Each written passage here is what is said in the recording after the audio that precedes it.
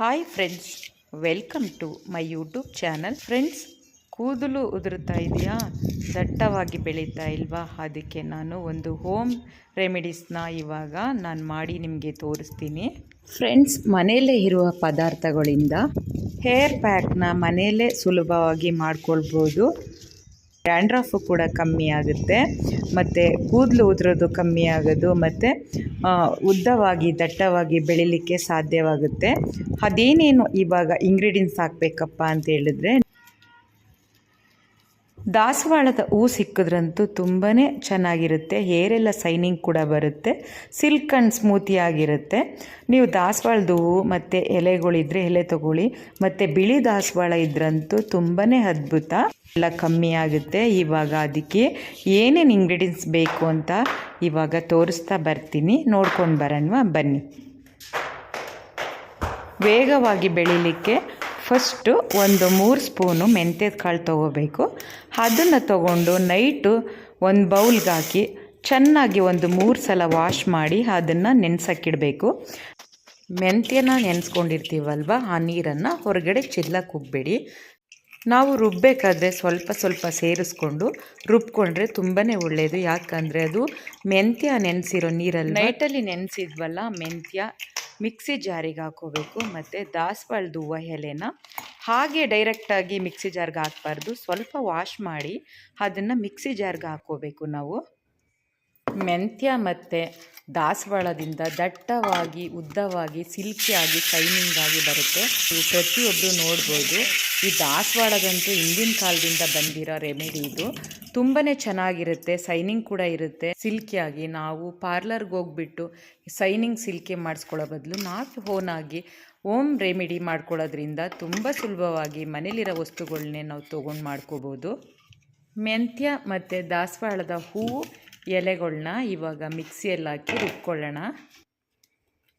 ಇವಾಗ ಮೆಂತ್ಯ ಮತ್ತು ದಾಸವಾಳ ಹೂ ಎಲೆನ ರುಬ್ಕೊಂಡು ಒಂದು ಬೌಲ್ಗೆ ಹಾಕ್ಕೊಂಡು, ನಂತರ ನಿಂಬೆಹಣ್ಣು ಜ್ಯೂಸು ಮತ್ತು 1-2 ಸ್ಪೂನು ಮೆಹಂದಿ ಪೌಡರು ಮತ್ತು ಅಲೋವೆರಾ ಜೆಲ್ಲು 1 ಸ್ಪೂನು, ಅದನ್ನೆಲ್ಲ ಹಾಕ್ಕೊಂಡು ಮಿಕ್ಸ್ ಮಾಡಿ ನಾವು ಏರ್ ಪ್ಯಾಕ್ ಯಾವ ಥರ ಹಾಕೋಬೇಕಂತಂದರೆ, ಕೂದಲನ್ನ 1 ಬೈ 1 ಒಂದು ಲೇಯರ್ ಥರ ಹಿಂಗೆ ತೆಗೆದುಬಿಟ್ಟು ಬುಡದಿಂದ ಹಚ್ಚಬೇಕು.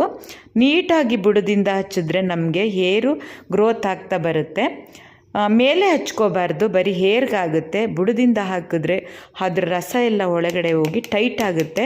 ಟೈಟಾಗಿ ಚಿಕ್ಕ ಚಿಕ್ಕ ಹೇರ್ ಕೂಡ ದೊಡ್ಡದಾಗಿ ಬರುತ್ತೆ. ನಾವು ವಾರಕ್ಕೊಂದು ಸಲ ಈ ಥರ ಮಾಡಿಕೊಂಡ್ರೆ ತಿಂಗಳಿಗೆ ಒಂದು 4 ಸಲ ಮಾಡ್ಕೊಳ್ಳಿ. ತುಂಬಾ ಟೈಟ್ ಆಗುತ್ತೆ ಹೇರು, ಕೂದಲು ಉದುರೋದು ಕಮ್ಮಿ ಆಗುತ್ತೆ. ಗೈಸ್, ಈ ಥರ ಮಾಡೋದ್ರಿಂದ ಒಳ್ಳೆ ಹೇರು ನಮ್ಮದಾಗ್ಬೋದು. ಮೆಹಂದಿ ಕೂಡ 1-2 ಸ್ಪೂನ್ ಹಾಕ್ಕೋಬೇಕು. ಯಾಕಂತಂದರೆ ಎಲ್ಲ ಸೇರಿಸ್ಕೊಂಡು ನಾವು ಮಿಕ್ಸ್ ಮಾಡಿದಾಗ ತುಂಬಾ ಹೇರ್ಗೆ ಒಳ್ಳೆ ತಂಪಾಗಿರುತ್ತೆ. ಮೆಹಂದಿ ತಂಪು ಕೂಡ ಕೊಡುತ್ತೆ ನಮ್ಮ ಹೇರ್ಗೆ. ಅದರಿಂದ ಸೈನಿಂಗು, ಸಿಲ್ಕು ಮತ್ತು ಕಲ್ಲರು ಕೂಡ ಬರುತ್ತೆ. ತುಂಬಾ ಚೆನ್ನಾಗಿರುತ್ತೆ. ನಾನು ಯಾವತ್ತೂ ಏರ್ ಪ್ಯಾಕ್ ಹಾಕಿದ್ರೆ ಈ ಥರ ಮಾಡ್ತೀನಿ. ಯಾಕಂದರೆ ಮೆಹಂದಿ ಕೂಡ ನಮ್ಮ ಬಾಡಿಗೆ ತುಂಬಾ ತಂಪು ಮಾಡುತ್ತೆ. ಅದರಿಂದ ಸ್ವಲ್ಪ ನೀವು ಏರ್ ರೆಮಿಡೀಸ್ ಯಾರು ಮಾಡ್ತೀರಾ ಅವರೆಲ್ಲ ಮೆಹಂದಿ ಕೂಡ ಸೇರಿಸ್ಕೊಳ್ಳಿ. ಸೊಪ್ಪಿದ್ರೆ ಸೊಪ್ಪು ಕೂಡ ಸೇರಿಸ್ಕೊಳ್ಳಿ. ಇಲ್ಲ ಅಂತಂದರೆ ಪೌಡರು 1-2 ಸ್ಪೂನು ಅದ್ರ ಜೊತೆ ಮಿಕ್ಸ್ ಮಾಡಿ ನಾವು ಏರ್ ಪ್ಯಾಕ್ ಹಾಕೋದ್ರಿಂದ ನಮ್ಮ ಏರ್ಗೆ ತುಂಬಾ ಚೆನ್ನಾಗಿರುತ್ತೆ, ಸಿಲ್ಕಿ ಆ್ಯಂಡ್ ಸ್ಮೂತ್ ಆಗಿರುತ್ತೆ. ಗೈಸ್, ನೀವು ರುಬ್ಕೊಂಡ್ಮೇಲೆ ಈ ರೀತಿ ಮಿಕ್ಸ್ ಮಾಡ್ಕೋಬೇಕು. ಮೆಂತ್ಯ ರುಬ್ಕೊಂಡಿರೋದು, ಮೆಂತ್ಯ ಮತ್ತು ದಾಸವಾಳ ಮತ್ತು ಅಲೋವೆರಾ ಜೆಲ್ಲು ಮತ್ತು ಮೆಹಂದಿ ಪೌಡರು, ಇದನ್ನೆಲ್ಲ ನೀಟಾಗಿ ಮಿಕ್ಸ್ ಮಾಡ್ಕೊಳ್ಳಿ. ಮಿಕ್ಸ್ ಮಾಡಿಕೊಂಡು ನೀವು ಕೂದಲಿಗೆ 1 ಬೈ 1 ನೀವು ಹಚ್ಕೊಂಡು ಬರಬೇಕು. ವೈಟ್ ಹೇರ್ ಇದ್ದರೂ ಕೂಡ ಕಮ್ಮಿ ಆಗುತ್ತೆ. ಮತ್ತು ಡ್ಯಾಂಡ್ರಫ್ ಇದ್ರಂತೂ ನಿಂಬೆಹಣ್ಣು ಯೂಸ್ ಮಾಡಿರೋದ್ರಿಂದ ಡ್ಯಾಂಡ್ರಫ್ ಅಂತೂ ತುಂಬಾ ಕಮ್ಮಿ ಆಗುತ್ತೆ. ಮತ್ತು ದಾಸವಾಳ ಸಿಲ್ಕ್ ಆ್ಯಂಡ್ ಸೈನ್ ಕೊಡುತ್ತೆ, ಅಲೋವೆರಾನು ಕೂಡ ಸೈನಿಂಗ್ ಆಗಿರುತ್ತೆ. ಇದು ಮೆಂತ್ಯ ಬಂದು ನಮ್ಮ ಕೂದಲನ್ನ ಗಟ್ಟಿಯಾಗಿ ಬುಡನ ಹಿಡ್ಕೊಳ್ಳುತ್ತೆ. ಯಾಕೆ ಅಂತಂದರೆ ಉದ್ರೋದು ಕಮ್ಮಿ ಆಗುತ್ತೆ.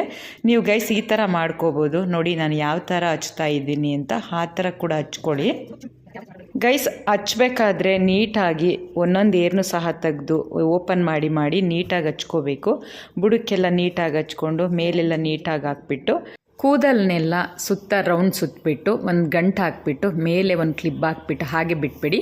ಅದು ಒಣಗುತ್ತೆ ಚೆನ್ನಾಗಿ. ಅದು ಒಣಗಿದ ಮೇಲೆ ನೀವು ವಾಶ್ ಮಾಡ್ಬೋದು. 3 ಗಂಟೆ ಒಳಗಡೆ ವಾಶ್ ಮಾಡೋಕ್ಕೆ ಹೋಗಬೇಡಿ.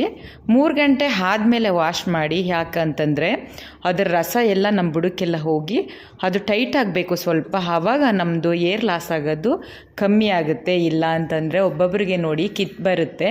ಯಾಕೆ ಅಂದರೆ ಸ್ಮೂತಾಗಿ ಇದ್ಬಿಟ್ಟಿರುತ್ತೆ ಅವ್ರ ಬುರುಡೆ ಎಲ್ಲ. ಒಂದು ಸ್ವಲ್ಪ ಟೈಟ್ ಆದರೆ ನಮ್ಮ ಕೂದಲು ಸಹ ಟೈಟ್ ಆಗಿರುತ್ತೆ. ಅದರಿಂದ ಸ್ವಲ್ಪ ಒಂದು 2.5 ಗಂಟೆಯಿಂದ ಒಂದು 3 ಗಂಟೆ ಬಿಟ್ಟರೆ ಒಳ್ಳೆಯದು ಗೈಸ್.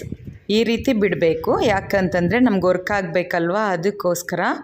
ನೋಡಿ, ನೀವು ಯಾವ ಶಾಂಪು ಬೇಕಾದರೆ ಯೂಸ್ ಮಾಡ್ಬೋದು. ನೀವು ಯಾವುದು ಯೂಸ್ ಮಾಡ್ತೀರಾ ಅದನ್ನೇ ಮಾಡ್ಕೊಳ್ಳಿ